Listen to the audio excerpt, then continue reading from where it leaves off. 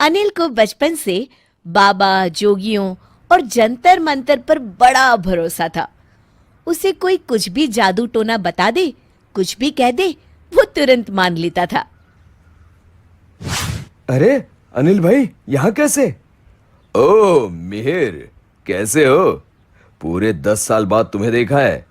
बस ठीक हूँ। ऑफिस के काम से 2-3 दिन के लिए यहाँ आया हूँ।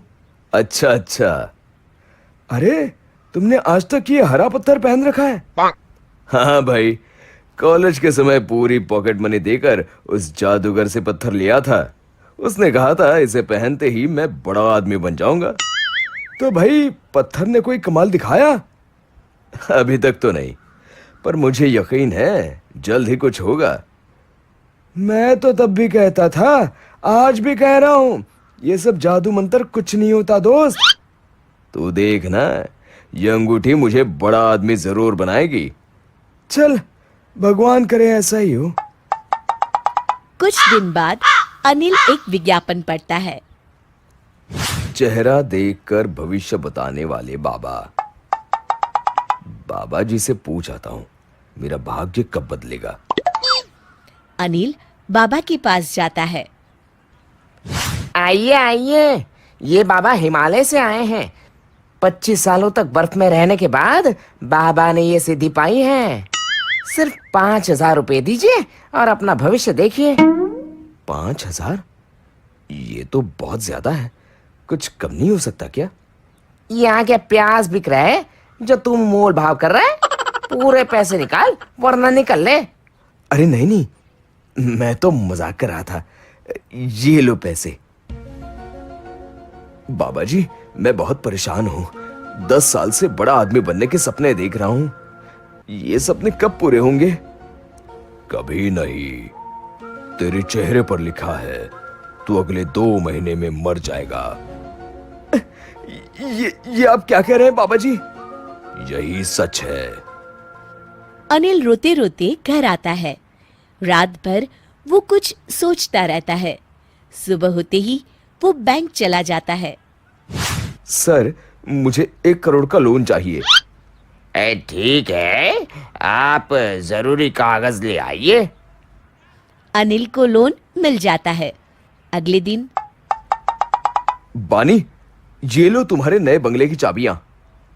अब तुम्हें इस छोटे से घर में रहने की कोई जरूरत नहीं है। क्या बात कर रहे हैं जी? हाँ, सही कह रहा हूं। जल्दी तैयार हो जाओ, तुम्हें अपना नया बंगला दिखा कर आता हूं। बानी तैयार होकर बाहर आती है तो देखती है बाहर एक चमचमाती कार खड़ी है। क्या क्या ये कार हमारी है? हाँ हाँ, हमारी ही है। आओ बैठो। अनिल बानी को बंगला दिखाकर घर ले आता है। अगली सुबह, बानी, अगले महीने हम बंगले में शिफ्ट हो जाएंगे। उससे पहले सिंगापुर घुमाते हैं। क्या ये सब क्या हो रहा है? कहीं मैं सपना तो नहीं देख रही? नहीं, ये सब सच है। घूम के आते हैं, फिर मैं तुम्हें सब बताऊंगा।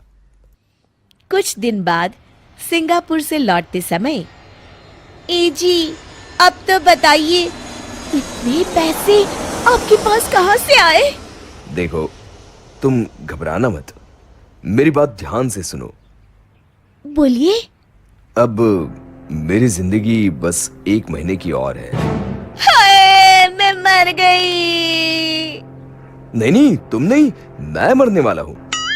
अब चुप होकर मेरी बात सुनो। बोलिए। मैंने 1 करोड़ का लोन लेकर तुम्हारे लिए गाड़ी और बंगला लिया है। तुम्हें सिंगापुर भी घुमा दिया। मैं मर गया तो लोन नहीं चुकाना पड़ेगा।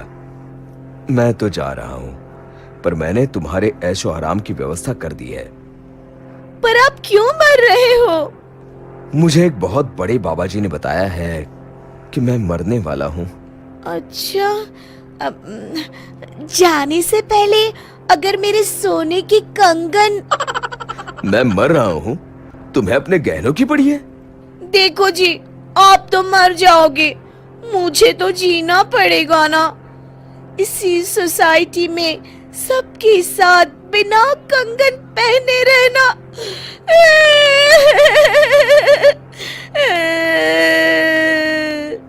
अच्छा, चलो कुछ पैसे बचे हैं, तुम कंगन भी ले ही लो। 1 महीने बाद। ये बंगला तो बहुत सुंदर है जी। मुझे क्या, मैं तो अब मौत के दिन गिन रहा हूँ। गिनने की कोई जरूरत नहीं, मुझे सब याद है। कल 2 महीने होने वाले हैं। हे भगवान, कैसी बीवी दी है तूने मुझे, मेरी मौत का दिन याद किए बैठी है। अगली रात। अभी तक मुझे कुछ नहीं हुआ, हो ना हो आज रात को ही मेरा टिकट कट जाएगा। अब कहाँ जाने की टिकट कर रहे हैं जी? मैं भी चलूंगी। चल, मरने जा रहा हूँ, तू भी चल। ओह, अच्छा अच्छा, नहीं नहीं नहीं, मैं तो यूं ही कह रही थी। हे भगवान, मैं मरना नहीं चाहता, कुछ करो प्रभु। मेरे कंगन वापस मत लेना, बाकी इनकी प्रार्थना सुन लो भगवान। अगली सुबह मियाँ बीवी खुशी से नाचने लगते हैं। तभी फोन की घंटी बजती है। जी, हम लेना देना बैंक से बोल रहे हैं। आपकी पहली किश्त 1 लाख रुपए अब तक नहीं आई है।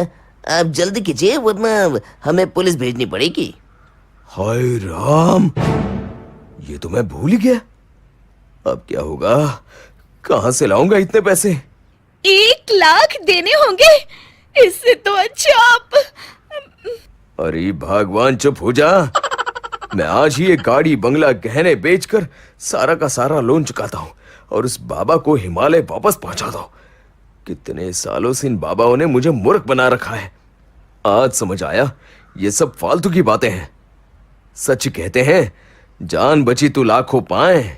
आपकी जान बच गई, पर मेरे कंगन तो चले गए ना। हाय मेरे कंगन। शिक्षा।